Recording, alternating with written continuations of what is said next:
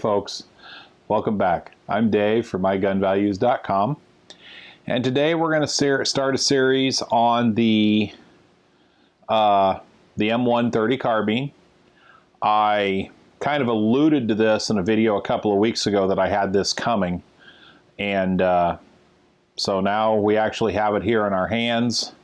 For those of you who've watched a lot of our videos, you'll notice that a few years ago, as we were doing a few test videos before the website was actually ready, we put up one with a Ruger Blackhawk in .30 carbine with a 7.5 inch barrel. It is my goal, as soon as I can shoot again, to maybe do a side-by-side comparison of, you know, the original .30 carbine here to the Blackhawk. For those of you who watched a lot of our videos, you know I live in Western Washington, and if you've paid any attention to the weather forecasts here recently, we set a record for Western Washington for the amount of rain in the month of October. We had over 10 inches of rain. And I've showed some pictures on some videos. My range is under about 2 feet of water right now, or at least most of it is, so I can't really shoot anything that I have a fear of any ricochets. You know, just don't want to take the chance. The nearest people downrange from my range are, you know, near 1,000 yards, but why take a chance? You know, I've got dirt backstops for a reason, and I just don't want to take a chance on anything bad happening. So we're just going to have to do some talking for a while and showing you the guns. And as soon as I can shoot again, I've got a lot of shooting videos I need to catch up on. So, you know, when I was thinking about this gun, I was considering all the various things that went into it. And I guess the best place to start is at the beginning. And this is probably going to be a multi-part series. There is a lot of information for this little guy. A lot of it's fairly well known. Some of it's not quite so well known. So we're gonna discuss the history of it, how this gun came to be, and how it was used. And this gun was actually still in use by troops in Vietnam, all the way through Vietnam. So it saw a lot of use. But we'll get to that. The gun actually started out, the Army, as the Army does even today, decided that they needed something different. It was found that the M1 Garand was too heavy and too cumbersome for troops that, let's say, rear echelon, mortarmen, those kind of troops that were doing something else other than the main line fighting. Really, the M1 Garand was too heavy, too unwieldy, got in the way. So what the Army decided to do was they wanted a gun that would both replace the 45 1911, because it wasn't seen as adequate for range, and the ammunition was heavy. And they also wanted a gun that would replace the Thompson submachine gun because it was expensive to produce. So they held trials throughout 1940-41 for the gun. In the meantime, they asked Winchester to design the cartridge.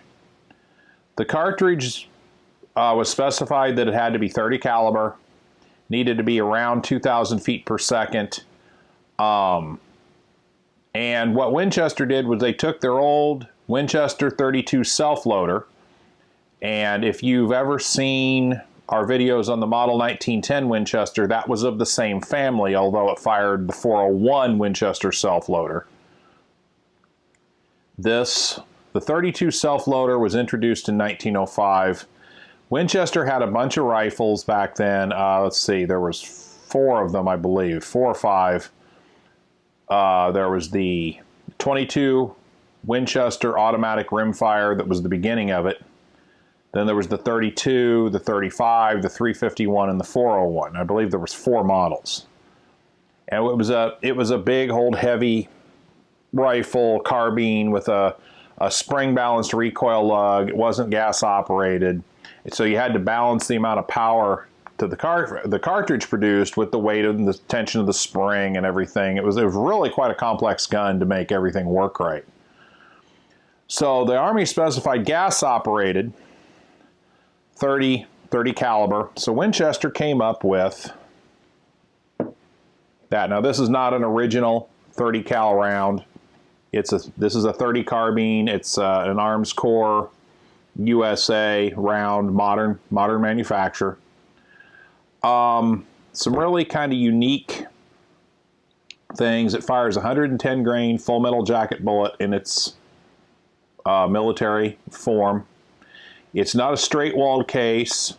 It's actually got a slight taper on it from back to front, and it's actually not considered a pistol cartridge. It's actually considered a light rifle cartridge by our military. So this is what they came up with. In practice, this cartridge was found to have some deficiencies in the field. It ranked very, very superior for penetration. The problem is it was punching holes, and it wasn't really doing the damage of a big 30-06 bullet or something like that. So what was happening is it was requiring multiple hits to put the enemies down, especially troops that were fighting the front lines in the Pacific. There's lots of reports out there, if you care to read them, of troops that did not like this thing because it would not put the Japanese down because they were so fanatical, they just kept coming. So this was not really well loved by the guys who were in the trenches, so to speak. As far as, now the positives of it were, it was a light rifle, it's 5.5 pounds. It was handy, carried 15 round magazines. But the actual cartridge itself had some limitations. So that's why, you know, this gun, it was never really fully embraced. You notice the 45 ACP continued on with the military on up into the 80s when we went to the 9mm for NATO purposes. So the 45's back now after Desert Storm and the Iraq and Afghanistan wars. There's actually select units that are back to carrying 45s now, because the 9mm just doesn't have the same effect of that big 45 slug. Same thing was here. You know, the 30-06 slug was a 150 grain bullet moving at, I believe it was 2,700 feet per second. It was the original military loading. So here you had a 110 grain bullet moving at around 2,000 feet per second, and it just didn't do the damage that big old 30-06 bullet did. It's only 40 grains of bullet weight. It's the same diameter, but that 30-06 bullet did significantly more damage. Round nose bullets, and that's a subject for another video, but they don't often put down what they hit with authority, and that's just typical of the round nose bullet, but it does chamber nicely. So that's the basic gist of the 30 carbine round. But the funny part is the round was developed before there was a rifle to fire it. That has happened a few times in history. You know, that happened with the round that the Model 62 Levermatic fired. Well, it wasn't the 22 Jet, it was the I'm drawing a total blank, but it was the round that Winchester developed by necking down the 357 Magnum case. And that round was actually in existence before there was a gun to fire it. Well, this is the same way. The round was ready to go before the rifle was ready to go. So that I don't bore you to tears, what I'm going to do is I'm going to stop this. We're going to consider this part 1. And then we're going to cover the basics of the carbine and who made them, and you know, and what they are, and the various variations with them. And again, probably 2-3 more videos on just this rifle, and then we'll have to hold the shooting off until I have a chance to be able to shoot safely. So I apologize for that.